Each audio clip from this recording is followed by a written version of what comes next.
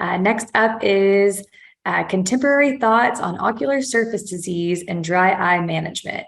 There's more than just meibomian gland dysfunction going on, folks, with Dr. Barry Iden.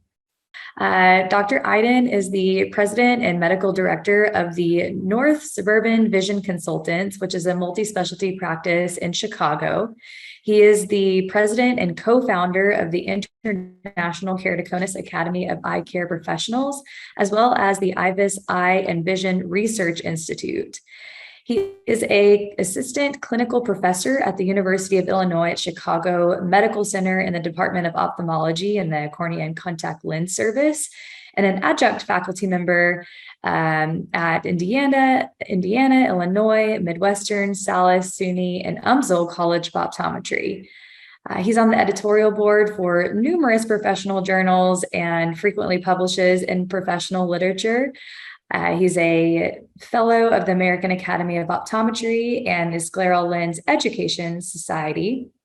And I'm sure that most of you have heard him speak before. He's a wonderful presenter and no doubt sees and treats meibomian gland dysfunction every day. So we're super excited to hear from you and hear about what we treat beyond just MGD. Hey, well, thank you, Ariel. And good morning to everybody. It's a pleasure to be here. I guess in some places it's the morning, in some places it's the afternoon, depending upon where you're watching. These are just some of the disclosures that I'll share with you in terms of any consulting, lecturing, or research that I do in the field. And I want to welcome you all. Again, here it is, Sunday, typically Sunday morning. So I know some of you are sitting with a nice cup of coffee. Some of you are outside, maybe in your backyard. And I know for sure some of you are on the golf course while you're taking this course. So hello from Chicago. It's actually a chilly little morning. It's going to get really warm here in a couple of days, but it's starting off a little chilly and a little cloudy. It's supposed to get sunny pretty soon, but summertime in Chicago, those of you who are coming in for optometry's meeting, is an awesome place.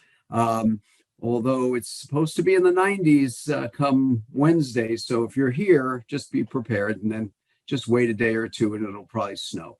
Anyway, it is great to see you or to have you see me. So I just wanted to kind of preface today's talk a little bit about ocular surface disease and dry eye, to tell you a little bit about where I practice. And again, our practice is located in the North Suburban area of Chicago.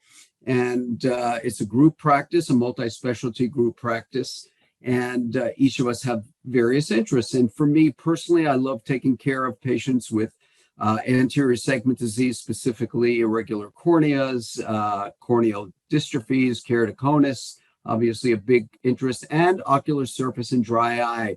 That being said, I don't speak to you today as one of the true leaders or experts in the area of dry eye, like perhaps some of the other speakers that you will hear at various meetings, including today.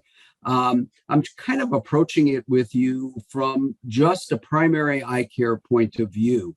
I really believe, honestly, that all of us who kind of think we're experts in this particular area, if we're honest with ourselves, we have more questions than answers. This is surely an enigmatic disease from my point of view, with a lot more questions than answers.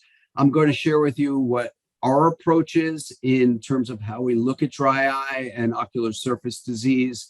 And that's why I call the talk, there's more than MGD going on. I think we tend to grab on to certain topics and really think that that's pretty much all that there is. And surely MGD is an important condition that we have to look for, we have to manage it. But there's so many other things that can give patients either true ocular surface disease, dry eye, or might even mimic it. So we'll talk about that, as well as how to go through a management and treatment approach.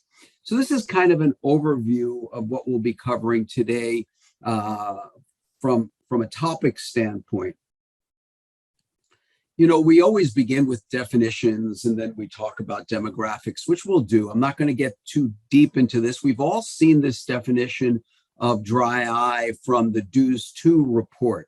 I just want to point out a couple of things in the way that I look at it from this definition's point of view. They emphasize the importance of loss of homeostasis. What does that mean? What does it mean to me as a clinician? Basically, it means that things are out of balance. Things aren't even. And that's where you get that variability that's so common to dry eye based on the instability of the tear film. Yes, there's things like hyperosmolarity, and surely we have to consider the role that inflammation plays and other types of things like that. But basically, when a person has dry eye, things are just out of balance in terms of their tear film and their ocular surface. And our job is to try to get things back into balance. We know from a demographic standpoint that there are just tons of patients with this condition. And these numbers, I don't even know how they come up with them. They're probably off of surveys. But the truth of the matter is, I would say the majority of people in this world at one point or another experience dry eye, whether they have true chronic dry eye disease or not. But surely symptomatology-wise, it is an amazingly common condition affecting a lot of people.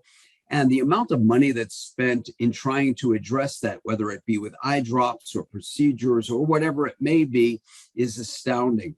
So we know that this is a very common thing, something we see in our practices each and every day. I will be sharing with you, our slides today. They won't be those kind of wake up slides you saw from our last speaker, but that was a good one to start with to get everybody up for today. So let's move forward. So what are the implications of having dry eye disease or ocular surface disease? Obviously, it impacts patient's comfort. We know that. And when we look for symptoms, very often we're looking for those impact issues as it relates to how the eyes feel and the comfort the patient is experiencing. One of the things that we're aware of, but probably don't give enough emphasis to, is the impact that dry eye has on vision quality and vision stability. And it really has a significant impact in terms of our prescribing implications, whether it be with glasses or contacts. And we'll get into that in a little bit greater detail in a moment.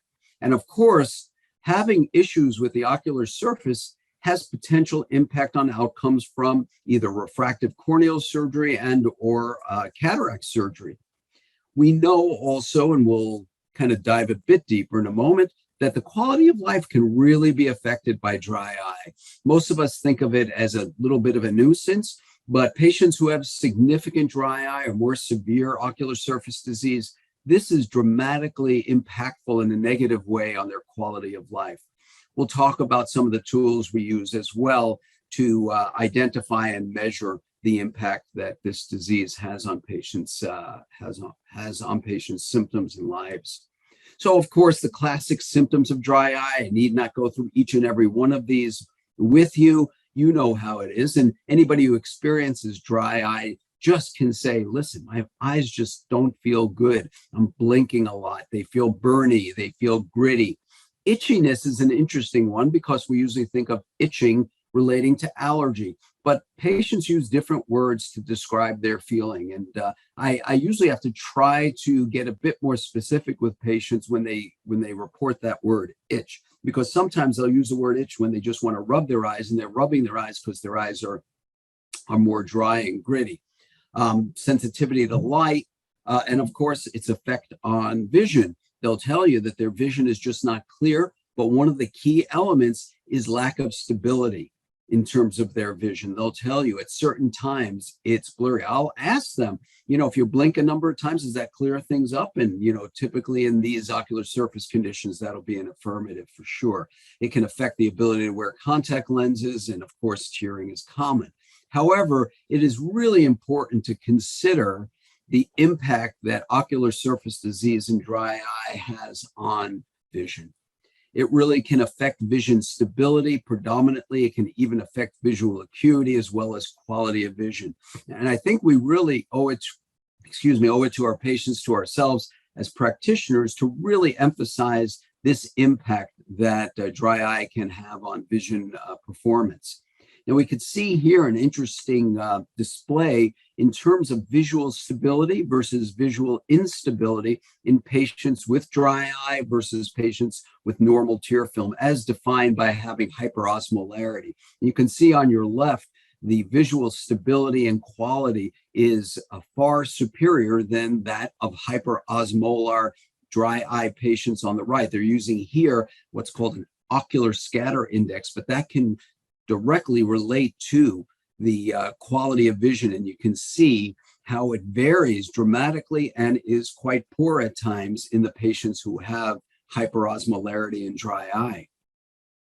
Another way that we evaluate ocular surface stability and its impact on vision at our practice is through the use of integrated aberrometry.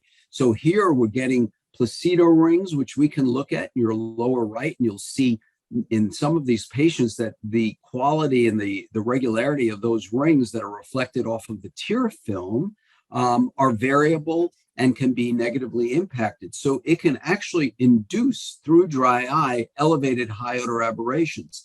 But once again, the key element here is variability. So we'll see a situation like in this case where a number of issues are elevated in terms of high order aberrations, but it's really variable. You have the patient blink or you put some tears into the eye, you repeat it, you can get better findings. So it's that variability from good to bad. Again, looking at those placido rings, looking for distortions, irregularities there that are variable from moment to moment and location to location. In this particular patient, who happened to have meibomian gland dysfunction, we began therapy, and about 2 weeks later, more consistent lower degrees of high order aberrations. Patient reported better visual performance, not perfect, still has some issues, but definitely improved. So we can actually utilize aberrometry as one of our diagnostic tools that will reflect the instability of vision because of the impact on the anterior tear film.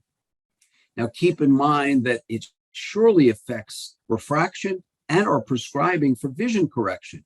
In terms of refraction, we're all doing refractions. We put patients behind the phoropter. A lot of times we kind of forget that some of the patient responses will be diagnostic for you of a patient with an unstable tear film. That's the patient that says, no, it's blurry, and you don't change a dial, and they said, no, now it's clear. So that fluctuation that patients will report from blurry to clear or significant variability is surely a major indicator of dry eye and ocular surface disease. So we just need to be more attuned to that while we're doing our refractions. In terms of its impact on prescribing, one of the things that I find that's very important is when I feel that we have a patient with significant dry eye or ocular surface disease, and we're thinking about whether it's prescribing glasses or contact lenses, we tend to try to hold off on those patients until we can address the dry eye and get the visual performance to be more stable. So there are many times where I'll tell a patient, I know you came in today hoping to get a new pair of glasses, but your eyes are really dry. Your symptoms are indicating that your vision's not stable. We're not able to really get a real solid, consistent prescription that would work well for you. So why don't we address this dry eye situation as best as we can, hopefully improve it and get better stability. And at that point, we'll definitely be able to prescribe for you. Obviously, in contact lenses, we could be a little bit more aggressive, especially when using disposable lenses, because we can change them. So a lot of times we will prescribe, but realize that we may have to be making changes along the way as we're addressing some of these dry eye conditions. And keep in mind, that brings out a point. A lot of people feel you, quote unquote, can't wear contacts until you're managed and treated and finalized with dry eye. I don't personally agree with that.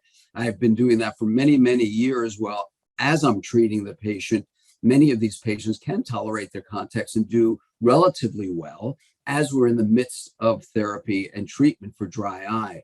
And I think from a practice management standpoint, you have a lot happier patients. Yeah, there are examples, more extreme cases where absolutely probably contraindicated to be wearing their traditional contact lenses until you get the ocular surface better treated. But there are many cases where you can do both concomitantly. we mentioned, its impact on refractive surgery or cataract surgery can be very, very significant. It can affect the surgical outcomes, also the expectations of vision, and how accurate our outcomes are going to be. So here's a study by Bill Trattler and his group that was done a number of years ago, where they basically looked at the prevalence of dry eye in patients who were scheduled for cataract surgery. Take a look at this. They found in their group 87% of their patients that were scheduled for cataract surgery were diagnosed with ocular surface disease. Now, many of them were not complaining specifically of dry eye, but of course, they complained of blurred vision. They thought it was cataract, but a lot of it was affected by the ocular surface. And the clinical signs of dry eye were found in many of these patients. So it is really common. And so if you're looking, you're going to find it. And in my opinion, in cataract, prospective cataract patients or corneal refractive surgical patients, dry eye or ocular surface condition or disease evaluation should be part and parcel of your pre-surgical workup. And when you do, obviously detect it, manage it before you go forward with surgery, if at all possible. Here you can see the impact of dry eye and ocular surface disease on outcomes after cataract surgery. Those patients with hyperosmolar findings compared to normal osmolarity, and that's the way they were separating the dry eye versus the non-dry eye patients. The outcomes were way more predictable and way better in the patients who had more normal tear film. Same holds true for LASIK. As you can see here, both in uncorrected vision and best corrected vision, there's a dramatic outcome difference between the normal group with normal osmolarity versus the abnormal or dry eye group with hyperosmolar findings. So what's the take home on surgery and ocular surface? Very simple.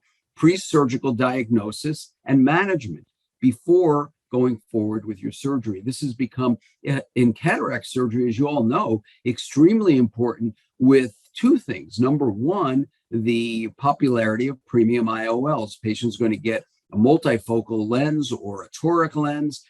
Surely you want it to be as accurate as possible. These people are laying out a lot of cash, and you want to have the best outcome chances possible. And treating and managing the ocular surface is critical. And of course, an ounce of prevention is worth a pound of cure, as Ben Franklin said many, many years ago. We talked about the impact on quality of life, and truly, I think, I know I at times kind of undervalue the negative impact on quality of life that dry eye can have. But if you talk to patients who suffer from dry eye, they will tell you their life at certain times can be relatively miserable. The feeling of their eyes being uncomfortable throughout the day, the fluctuations of vision, so many things can truly impact their lives. We realize that there's a tremendous variability in the severity of ocular surface disease and dry eye in terms of both function and symptoms. And that obviously is going to have a direct impact on how it affects the quality of life. Keep in mind, there are also so many comorbidities with dry eye and ocular surface, various medical conditions, obviously medications. So please try to take a good comprehensive history. That's really important. And these are some of the points I like to bring out and I think about when managing patients with ocular surface disease and dry eye. I think about this all the time, and I try to communicate these factors to our patients all of the time. Number one is, we're not going to cure your dry eye or ocular surface disease. This is a chronic disease. It's going to stay and it's going to be around. We can only try to manage it and make you function as best as possible. And that this disease is characterized not only by progression, but I find tremendous findings in terms of both exacerbation and remission periods in the disease. I've come across patients over the years where they present with tremendous symptomatology, significant clinical findings. We manage them. They start to do better. They are doing better. So what happens? You have all these various treatments, whether they be topical medications, procedures, over the counters, whatever that might be. When the patient starts feeling much better, what's the first thing that happens? We all know, due to kind of normal human behavior, their compliance starts to go down. So they start not taking the drops as often, forgetting them on certain days. And eventually, if they're still feeling good, they stop altogether. And I've seen too many patients who come back 6 months later, 9 months, 12 months later, and they're totally off of their treatment. And they're saying, I'm feeling fine. And you look at their eyes and they look much better. They're in a period of remission. But I do warn them that because this disease is chronic, and I see it go through exacerbations and remissions, you can get things coming back, and it can come back in a vengeance. And we all know about this recently because there's been a lot of talk about these dry eye flare-ups, or where, its severity and intensity all of a sudden really kicks up, and we have to address it. So that's based upon our understanding of the nature of this disease with exacerbations and remissions. So as I'm treating patients now, kind of in advance of finding out that they may go off of therapy, I tell them this is not unusual. And actually, it makes patients feel kind of pretty good that there's some hope that things might not be quite as bad. They may not need quite as much treatment all the time. But I also warn them that they may have to restart their treatments when you get some of those flare-ups occurring. So I think this is really important to share with patients. One of the ways in which we can identify a dry eye, especially based upon lifestyle and symptomatology, is through validated questionnaires. And we all know about these questionnaires. The advantages that these questionnaires have shown good repeatability and reliability. They can help you in terms of managing the disease, so you can kind of monitor how the effect of treatment is going. They're pretty easy to administrate through your staff in your office in a quick and easy way. And they surely help support the diagnosis of dry eye. The three most common ones that are used out there include the SPEED questionnaire, the Ocular Surface Disease Index, or OSDI, and the one we tend to use more often at our practice is the DEQ-5, or the Dry Eye Questionnaire. All of them are fairly simple to administer and easy to score. It's interesting, about a year ago, we were really adamant about doing this on the vast majority of our patients, just to see how many patients really had symptomatology, and then we would follow up with osmolarity or other dry eye testing. And we realized that the numbers are really astoundingly high, how many people really do have positive outcomes in terms of identifying dry eye through this. We've also kind of realized that we're able to pick it up also on regular history as well. So just for efficiency's sake, at our practice, there are just so many things we're looking for, dry eye being one of them. So we're probably not as good as we were in the past, and probably should get back on the horse, so to speak, about doing this more regularly. Those of you who continue to do it, I think it's great. Those of you who haven't, I would suggest pick one of these tests, make sure you find it easy to use, and maybe start doing it on the majority of your patients, just to see what happens with those outcomes. Easy to use, simple, and can give you a lot of information and really help you identify patients who potentially have dry eye. Getting back to that whole TFUS DEWS 2 report, they talked about dry eye in terms of what causes dry eye, what types of dry eye are out there. And the majority of cases can be defined either as evaporative or aqueous deficient, or some sort of mixture of both of them. And we're all familiar with this. The majority of people truly do have evaporative dry eye, but there's a lot of mixed situations. But keep in mind that so many things can cause some of these symptoms that can mimic what we think is dry eye, when it might be something masquerading as something else. So we'll talk about that in a moment as well. Now, making the diagnosis is important, and you have to make that diagnosis based on the underlying causes of the dry eye. And this helps us target treatment, which we, again, in a few minutes, will get into a little bit more deeply. So these are the things that I think about as we try to identify what's causing the dry eye. First of all, could it be due to or exacerbated by exogenous sources, meaning outside sources? Could it be the environment? Could it be things like medications, that sort of thing? So we want to identify those as contributing factors for sure, and if possible, modify them accordingly to improve outcomes. Is it due, this is a big one and kind of alluded to a little bit in the talk before, some of the anatomical issues. This is one that I find is overlooked time and time again. Again, this is what I was talking or referring to. It's not only MGD.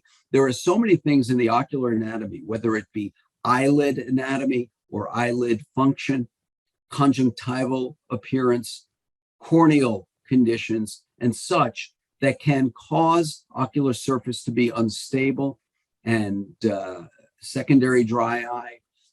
So we have to look at a lot of those as well. Of course, we have to look to see if the patient has meibomian gland dysfunction, anterior, posterior blepharitis, or a mixed form. Very, very, very common, and we'll get into that.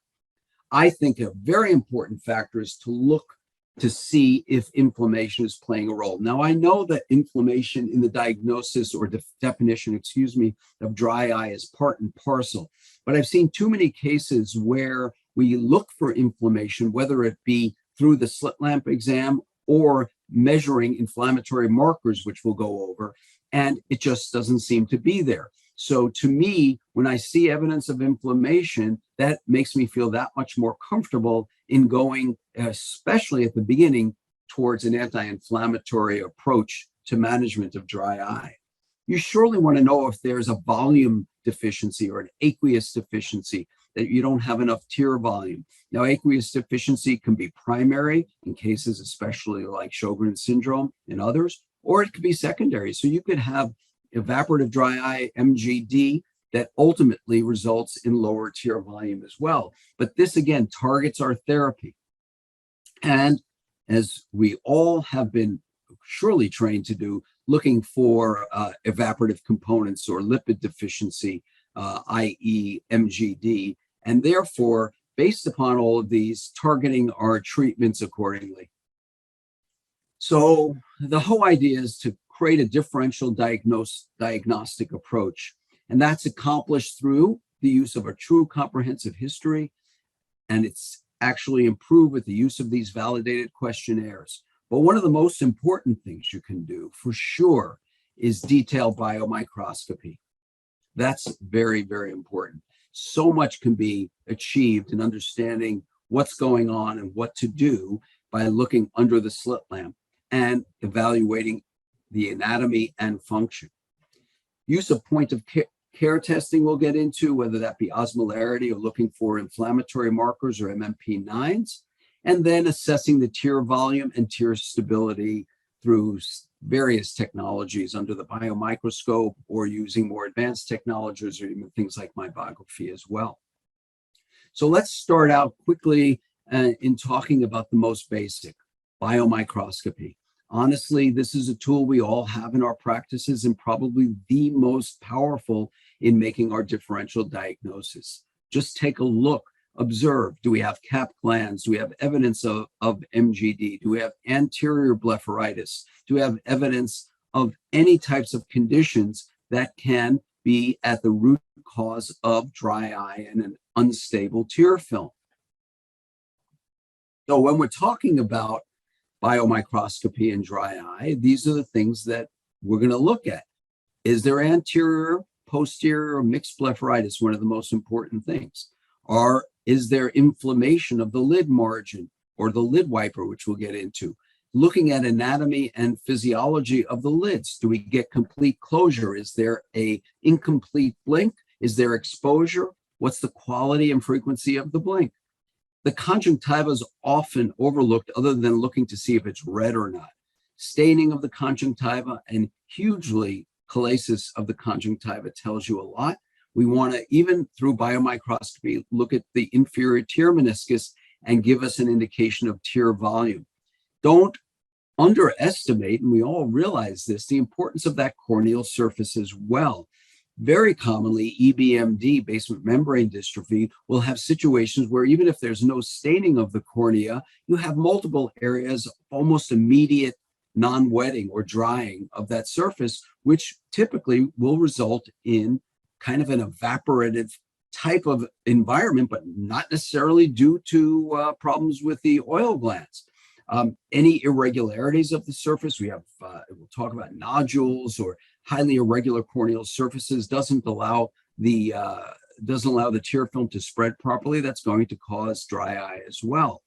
We're all familiar. You're going to dive deeply into the next talk, talking about Demodex. It's so common in the population.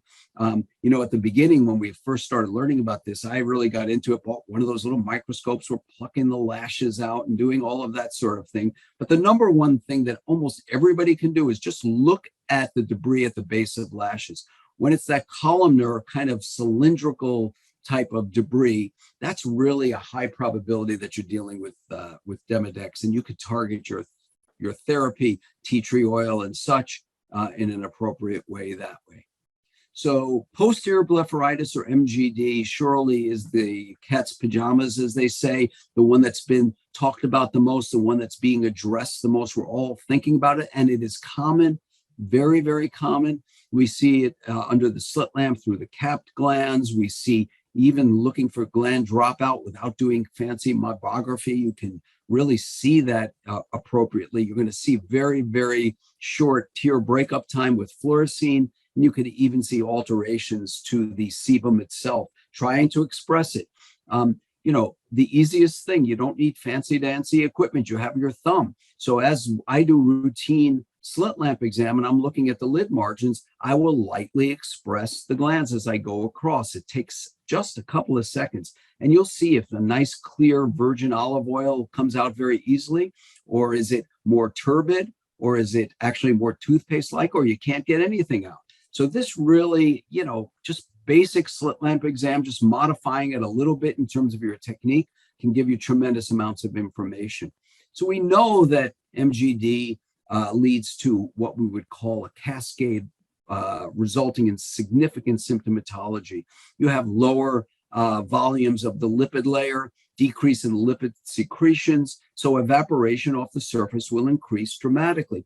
We explain that to patients. If your oil layer is not sufficient, you're going to get rapid evaporation. When you get rapid evaporation, ultimately, you're going to have a very unstable tear film, and you'll have fluctuations in vision and comfort. That'll give you the symptoms. So it's very, very common.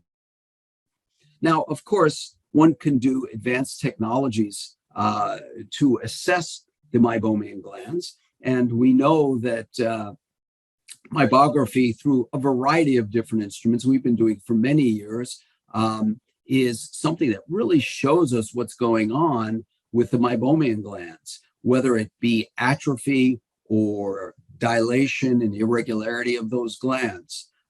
We can do non-invasive tear breakup time without putting fluorescein in. Certain instruments are looking for abnormalities in the reflected placido rings, as you can see where it says non-invasive tear breakup time. It can actually give you this specific tear breakup at any of those locations, and that will show you what's evaporative dry eye as well. Now, one can measure actually the thickness of the lipid layer. There are instruments, advanced instruments that can do that, or you can just look at the bifringence. The more oily that color variation, the thicker the lipid layer, the more white and without those kind of oil in a puddle of water look to it, it's going to be a thinner lipid layer.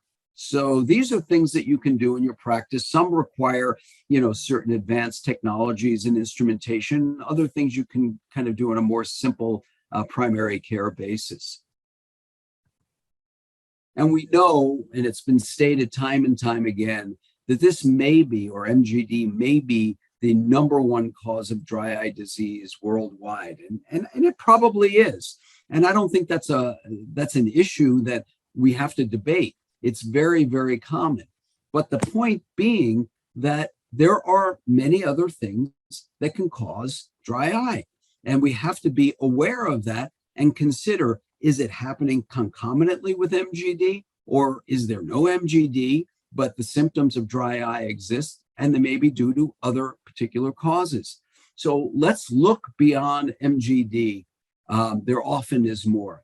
And as I mentioned, and we'll go specifically into this in a moment, lid anatomy and function is right up at the top of the list, whether it be incomplete blink, ectropy and laxity of the lids, lag of thalamus, things like that often will result in ocular surface inflammation, ocular surface symptomatology.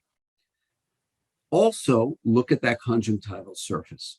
Are there irregularities to the conjunctival surface that will cause the surface to wet much more poorly? It could even be things like pinguecula or pterygium, but the one that I think is overlooked so often is conjunctival chalasis, and we'll get into that in just a second. Going to the cornea, we already mentioned the effect of MGD. You can also have nodules like in Saltzman's, things like neurotrophic keratitis that you hear a bit about as well. There's just so many things there. And then there's situations where you don't see anything, but the person is complaining of symptoms that you think might be dry eye, and they can be very severe. Maybe some of these patients actually have neuropathic pain. They have neuropathic ocular pain where you don't see any findings. Their tear volume looks good. They're not staining, but they have a lot of pain. And we have to be sensitive to that because it can be due to more central nervous system issues. The effect of medications, the effect of environment, and other masqueraders that can give us symptoms typical of dry eye, may or may not be true dry eye, but they do exist and they really affect the patient's function. So let's look at lid anatomy for just a second. This is one I've become so much more sensitized to that over the last, I think it's been about 6 years or so, maybe 7 years, that one of our associates part-time at our practice is an oculoplastic surgeon. And she has made me so aware of the effect of anatomy and the blink functions on dry eye. So again, it can be part and parcel with MGD. For example, if one has significant ectropion or lid laxity and there is inflammation or the blink is just not appropriate, then you're not getting the apposition between the upper and lower lids, which pump the meibomian glands. And eventually those glands start to become inflamed and even further along atrophied.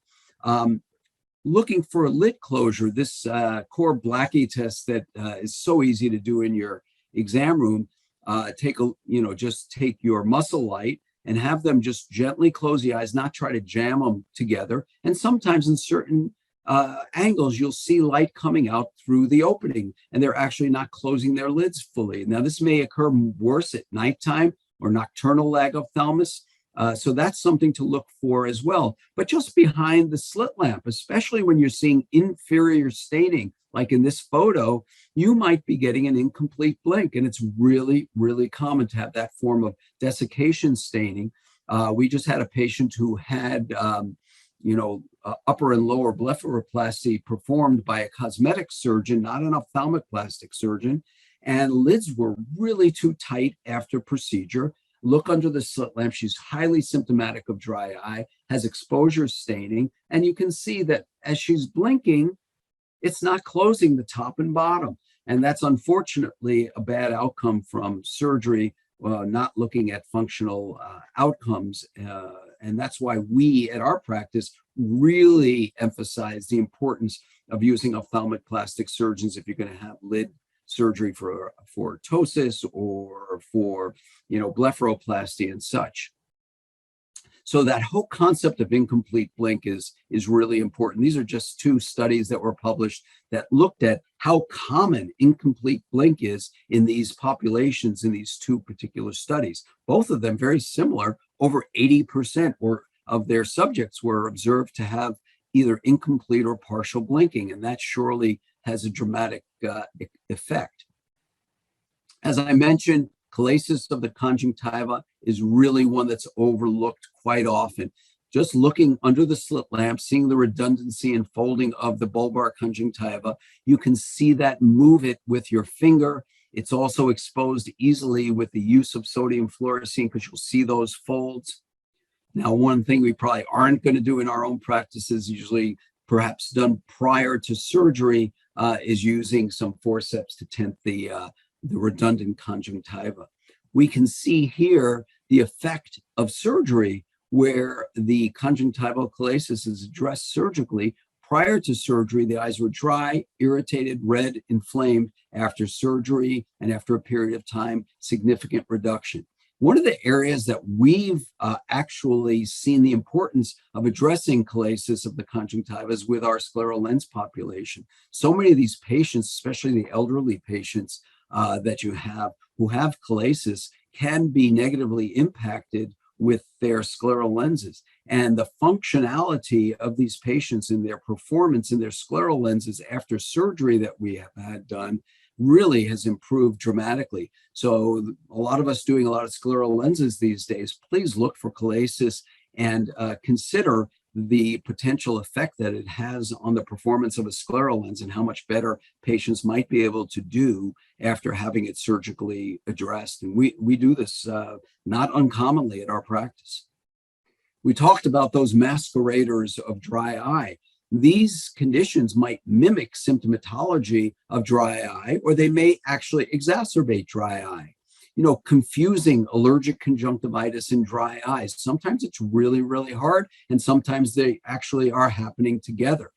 The famous mucus fishing syndrome, where a person is it's mucus production, then they're pulling it out with their fingers, which induces more production of mucus and becomes kind of like a snowball effect, can surely give those kinds of symptoms. Floppy eyelid syndrome. We mentioned about the corneal and conjunctival disorders. An interesting one, and it's been reported numerous times, is binocular vision disorders and patients who excessively use digital devices, which pretty much is everybody now. Well, binocular vision disorders can give symptomatology. It doesn't induce a dry eye, but it might give patients symptoms that almost sound like they have dry eye. So surely if all of your dry eye workup that you thought would be positive comes out negative, please see if there is a binocular vision disorder, and you might be surprised to find it not uncommonly.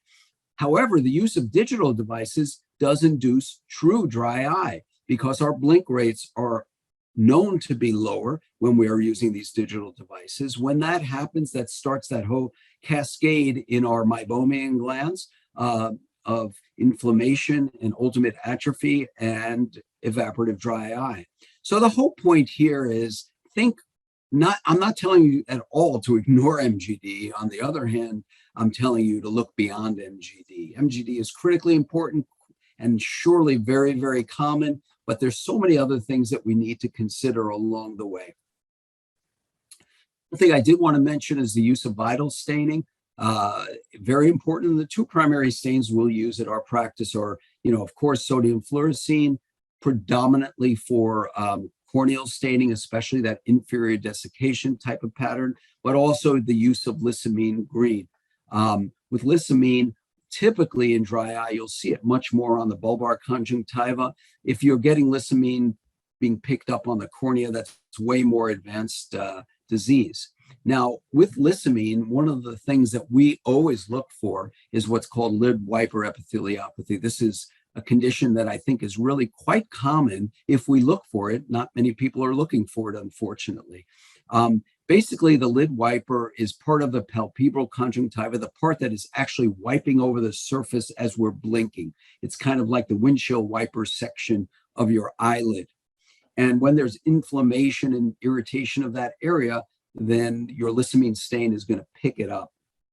And we can see here on the top a classic example of lid wiper epitheliopathy, but you have to differentiate that from the normal picking up of lissamine along the line of marks. And that's just the mucocutaneous junction in the eyelid between the palpebral and cutaneous aspects of the eyelid. So if you get that thin line, even in the absence of inflammation, that's not lid wiper epitheliopathy. But if you see that coarse area of staining that you see above, that is true lid wiper epitheliopathy. And why is it happening? It's basically sandpaper. It's the result of friction each time the eyelid blinks.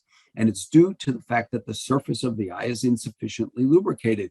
Well, in MGD and evaporative dry eye and poor oil layer, that's going to be the case. It is not pathognomonic of MGD, but it is surely a very common sign in MGD. And one of the things we do, because when we identify this as we're managing it, the ocular surface disease, we'll repeat this type of staining down the line and hopefully look for improvements over time. Tear volume is important. I know we are always talking about evaporative dry eye and MGD so much, but tear volume is important. As I mentioned, it could be primary, a reduction in tear volume could be a primary aqueous deficient dry eye situation, or it can be actually secondary to evaporative and ending up with a kind of a combination or a mix. And of course, we can do the classic Schirmer testing, or more recently, the use of phenol red thread testing, which is much easier and quicker. I tend to depend upon the measurement of the inferior tear meniscus, whether it's just qualitatively observing it with a little, tad bit of fluorescein in there, or even looking at it if you can without any addition of fluorescein. There are more advanced ways to do that through instrumentation. Here we're showing you an example of the K5 Oculus keratograph, where it has some software in there for ocular surface. And one of the things is objective quantitative measurement of the inferior tear meniscus. And typically we find anything over about 0.25 millimeters, we consider normal. Anything under 0.2 is abnormal. And of course, this is non-invasive. It's an objective quantified measurement, and it's great for documentation and for determination of improvement with therapy.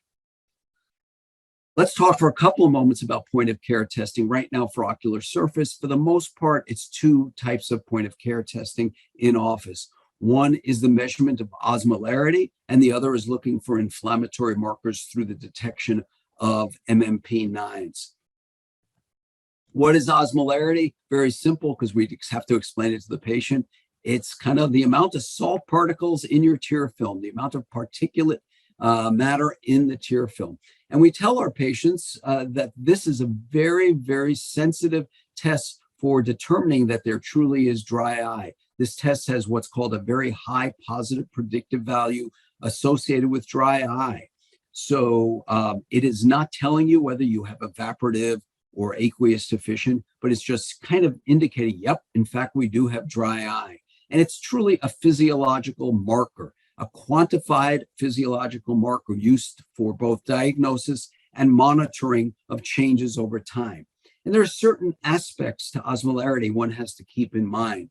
Hyperosmolarity, increased osmolarity, tends to occur as homeostasis, or that balance of the tear film, goes down and inflammation goes up. So elevated osmolarity, the number that we're always looking for is anything over 300 milliosmoles, and typically over 308 is definitely considered abnormal. Between 300 and 308 is kind of borderline, and that's a measurement that is higher of the two eyes measurement. One that I think is critically important is the intraocular inter-eye difference. I think that's another major hallmark of dry eye disease. So anything over 8 milliosmol difference, even if the higher number isn't that elevated, the difference can be significant, and that's a real indicator of dry eye disease. And the one thing that confuses people, and surely confused me along the way with osmolarity, is since dry eye causes variability in tear function, it causes variability in osmolarity. So typically you're going to get a lot of fluctuation from one reading to the other, from one moment in time to the other. That is classic. And that's why we look at not only the high number, but the difference between the two eyes, and expect that when there's a lot of dry eye, active dry eye in existence, you're going to get tremendous variability. It will quiet down. It will become more stable as you improve the situation. Well, what happens if osmolarity at the initial evaluation is normal and symmetric between the two eyes? Well, of course, then start thinking about other conditions that can result in symptoms that are similar to ocular surface disease in dry eye. Inflammatory versus non-inflammatory dry eye. To me, this is a big one. I want to know if there's active inflammation going on. As I said, you can do that by looking at the ocular surface and seeing, does it look inflamed? Is there a lot of redness and inflammation going on? But another tool we use is detection of MMP9s. Currently, we utilize the Inflammatory test, and that basically we take some sample from the surface of the eye and we look for positive or negative outcomes. And a positive will show the red line and negative will not have that. And of course, the density or the deepness of the red line will tell us how many or how high is that MMP9 level. This test is not a quantified test, it's kind of more of a qualified test. But we do not only look for positive, we kind of try to grade the amount or density of that redness to give us an idea of how much we're actually picking up in these MMP9s. So this is very helpful because if we're getting positive inflammation through the detection of MMP9s, then typically what I want to do is hit that inflammation first, get the inflammation under control before doing anything else. We hope in the not too distant future, but we've been waiting a long time, that a new system may be coming to the market where we can quantify the MMP9s. This is an example of the discovery system by Tier Lab. And in this system, we'll be able to not only measure osmolarity, but also quantify the level of MMP9s numerically. And they may have other elements that will be added to this system. You're looking for allergic kind of markers like IgE or other multiple tier biomarkers that we'll be able to use through a system like this. So hopefully it will get FDA approved at some point in the not too distant future. Please, this is something I always want to mention. Don't forget to pull back from your slit lamp and take a look at who you're looking at. We know what we're looking at here. We're looking at rosacea. So often not diagnosed, not only by optometrists, but by internal medicine people. I can't believe how many patients that I see that I know have rosacea. I'll say to them, did your doctor ever tell you that you have rosacea? No. And it's just so obvious, and they don't understand why they have MGD and dry eye and all kinds of symptomatology. So we won't go too deep into this, but this is one very often, if we just don't look at the patient outside of the slit lamp, you might not even realize that you're dealing not only with MGD, but more of a ocular dermatological condition in rosacea. So now we've diagnosed it, we've made a differential diagnosis, but what do we do about it for the last few moments? And again, the goal of this talk is not to dive too deep into the therapy, but is to kind of give you an overview of the approach that we take. So we go back to that other slide that we showed you before, figure out what the underlying cause is and target your therapy appropriately. So one of the most important things, as I just mentioned, to me, is to figure out if you've got active inflammation. There are so many things we can use today to treat, whether they be over-the-counter, prescription medications, in-office procedures, so many things. Where do we start? What do we do? It's overwhelming to so many practitioners. So I think by trying to identify the root cause of the dry eye and figure out on a kind of a hierarchical way, where should we start first? So I like to, again, look at inflammation. And if I feel there's positive inflammation, I really want to get that under control first. And I'll use a lot of soft steroid treatment, typically for about 4 times a day for a month, and then twice a day for a month, and get them off that. And after a few weeks, if they get some positive response to the soft steroid, I'll add in long-term non-steroidal anti-inflammatories like cyclosporin or lifitegrast as well. You can supplement that with some of these oral agents like over-the-counter, omega-3s.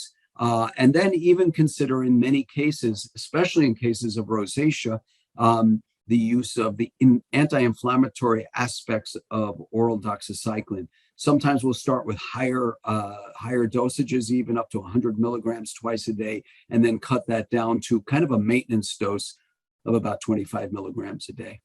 So, this is not unique to me.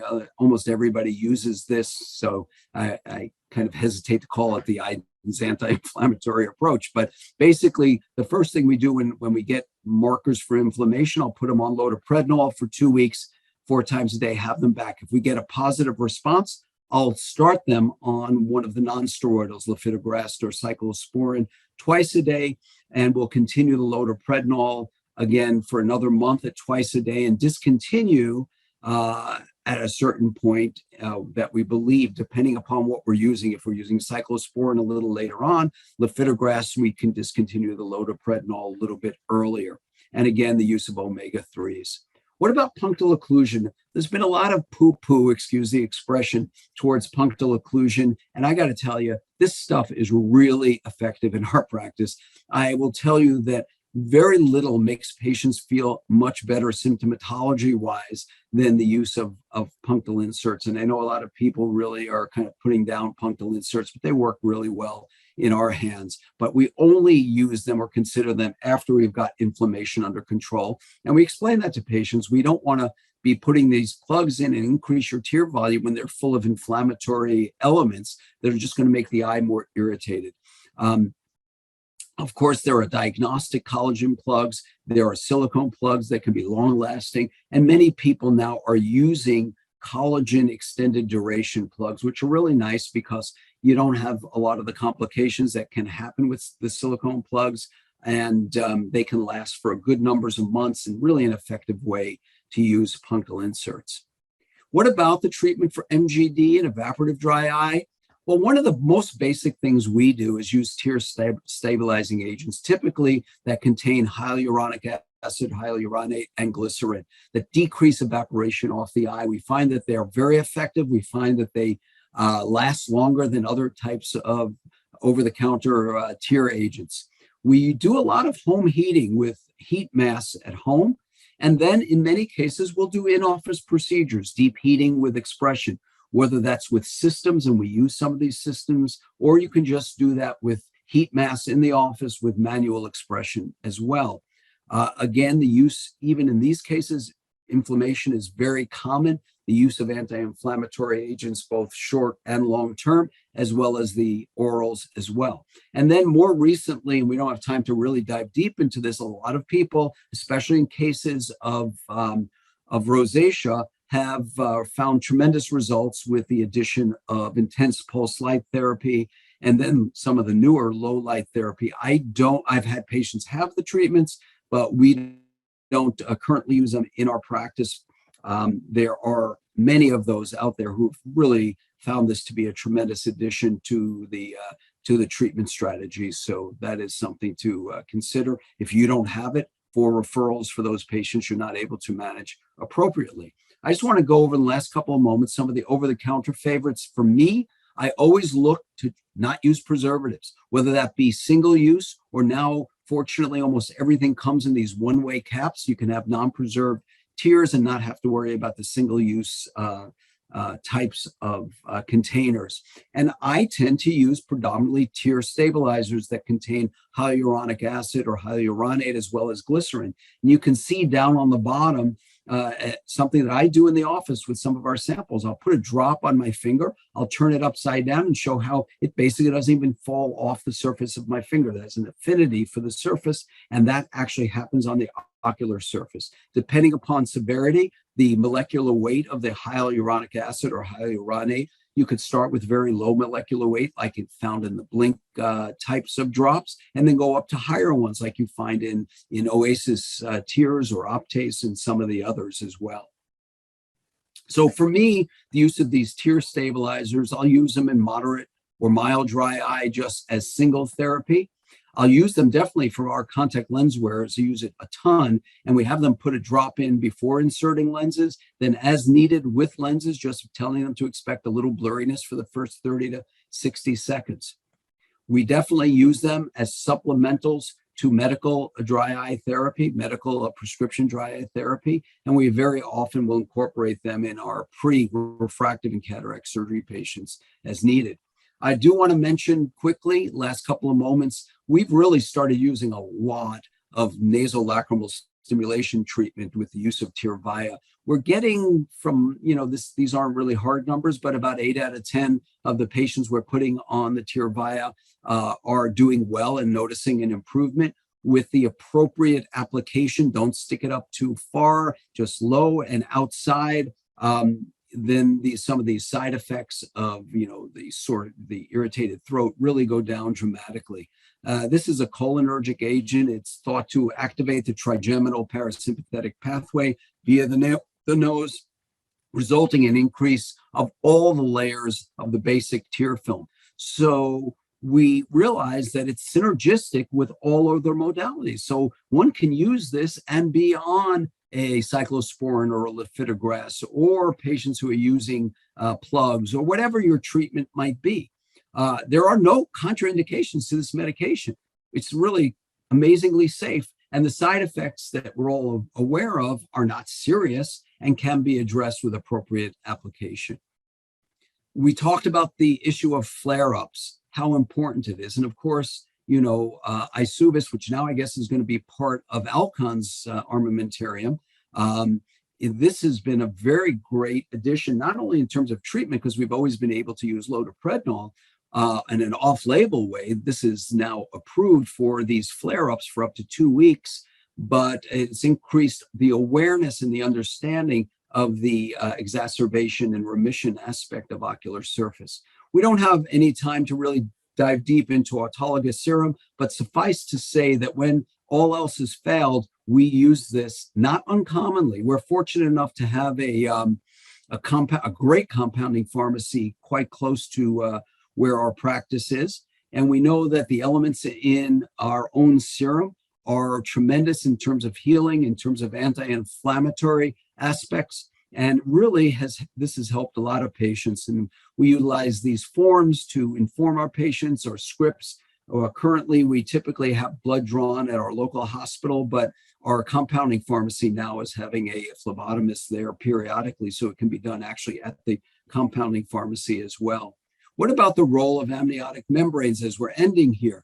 Well, I think you always have to consider, yes, it has a place in ocular surface disease, but it's only used when there's keratitis. There was a point in time I had a rep a couple of years ago was saying, aren't you using it for your dry eye patients? I said, yeah, if there's a lot of staining, I'll consider using this, but not just for dry eye patients. So the more severe, the more keratitis that we have, these both dry and cryopreserved can have a significant impact on how our patients function, can get things quieted down so that our other therapies can work better long term. So here are the takeaways as we end. Number one, ocular surface disease in dry eye is highly prevalent. It is tremendously impactful on our patients' comfort, vision, and quality of life. For sure, and this was the main point of today's talk, it's multifactorial. There's more than just MGD going on out there, although MGD is amazingly common. This is a chronic disease, as I've stated multiple times, that shows both exacerbations and remissions, and we need to communicate that to our patients. It's important that we identify both primary and secondary drivers of the disease, and that we rule out the masqueraders, and most importantly, that our therapy is targeted to the specific issues that are causing the dry eye or ocular surface disease. So that gets us kind of to the end. And, dry eye disease, man, it's common and it's really complicated. And I don't have all the answers. I don't think anybody has all the answers. There's so much more we need to learn, and we're going to keep doing better because we're doing better today dramatically than we did 5 years ago and before that. So I want to thank you for your attention.